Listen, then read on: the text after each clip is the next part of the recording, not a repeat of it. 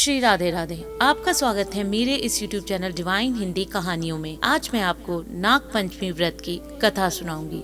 अगर आपको मेरी ये कथा पसंद आए तो कमेंट बॉक्स में कमेंट जरूर करें। नाग पंचमी का त्योहार हमारी परंपरा और संस्कृति से जुड़ा है।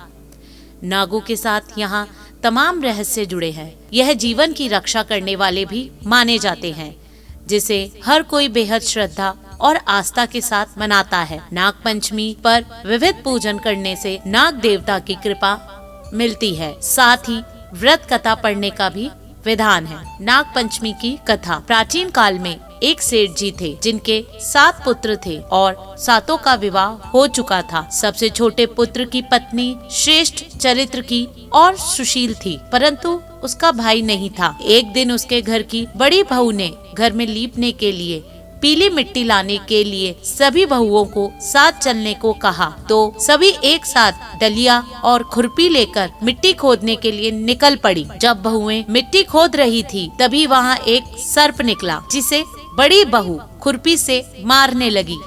यह देखकर छोटी बहू ने उसे रोका और कहा, इसे मत मारो, यह बेचारा निरपराध है। यह सुनकर बड़ी बहू ने उसे नहीं मारा। तब वो सांप एक ओर जा बैठा। तब छोटी बहू ने उससे कहा, मैं अभी लौटकर आती हूँ, तुम यहाँ से मत जाना। इतना कहकर वह सबके साथ मिट्टी लेकर घर चली गई और कामकाज में फंसकर सर्प से जो वादा किया था वह उसे भूल गई। उसे दूसरे दिन वह बात याद आई, तो वह सबको साथ लेकर वहाँ पहुँची।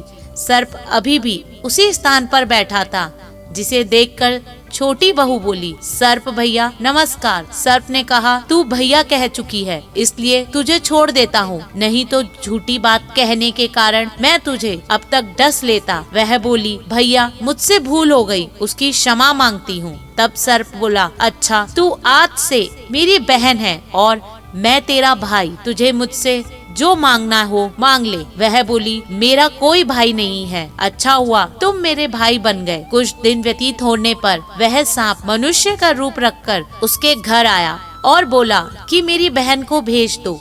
सबने कहा, इसका तो कोई भाई नहीं, फिर तुम कौन हो? तो वह बोला, मैं दूर के रिश्ते में इसका भाई हूँ, बचपन में ही बाहर चला गया था। उसके विश्वास दिलाने पर परिवार के लोगों ने छोटी बहू को उसके साथ भेज दिया।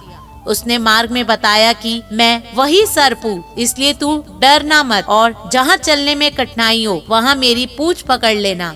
छोटी बहू ने वैसा ही किया और इस प्रकार उसके घर पहुँच गई।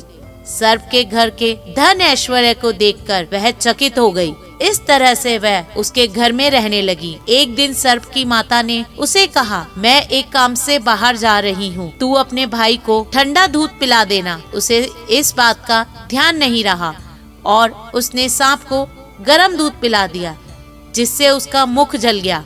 यह देखकर सर्प की माता को गुस्सा आया, परंतु सर्प के समझाने पर वह चुप हो गई। तब सर्प ने कहा कि बहन को अब उसके घर भेजना चाहिए। तब सर्प और उसके पिता ने उसे बहुत सा सोना, चांदी, जवाहरात, वस्त्र, आभूषण आदि देकर घर पहुंचाया।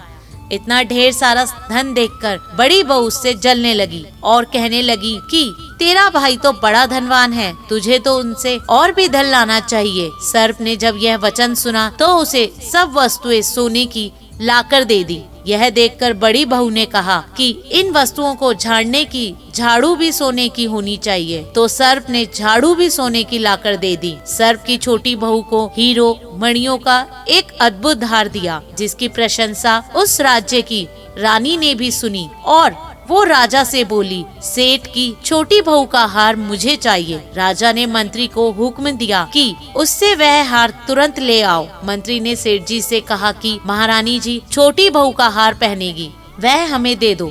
सेठ जी के डर के कारण छोटी बहू से हार लेकर उन्हें दे दिया। छोटी बहू को यह बात बहुत बुरी लगी। उसने अपने सर्प भाई को याद किया और उससे प्रार्थना की, भैया रानी ने हार छीन लिया है, तुम कुछ ऐसा करो कि जैसे ही रानी को वह हार पहने वह सर्प बन जाए और जब वह मुझे लौटा दे तब वह हीरो का और मणियों का हो जाए। सर्प ने ठीक वैसा ही किया। जैसे ही रानी ने हार पहना वैसे ही वह सर्प में बदल गया। यह देखकर रानी चीख पड़ी और डर गई। यह देखकर राजा ने सेठ के पास खबर भेजी कि छोटी बहू को तुरंत भेजो। सेठ जी स्वयं छोटी बहू को लेकर राजा के दरबार में उपस्थित हुए। राजा ने छोटी बहू से पूछा, तुमने क्या जादू किया है? मैं तुझे दंड दूंगा। छोटी बहू बोली, राजन घनिष्ठा क्षमा कीजिए, ये हार ही ऐसा है कि मेरे गले में हीरे और मणियों का रहता है और अगर इसे कोई और पहनता है तो उसके गले में यह सर्प बन जाता है। यह सुनकर राजा ने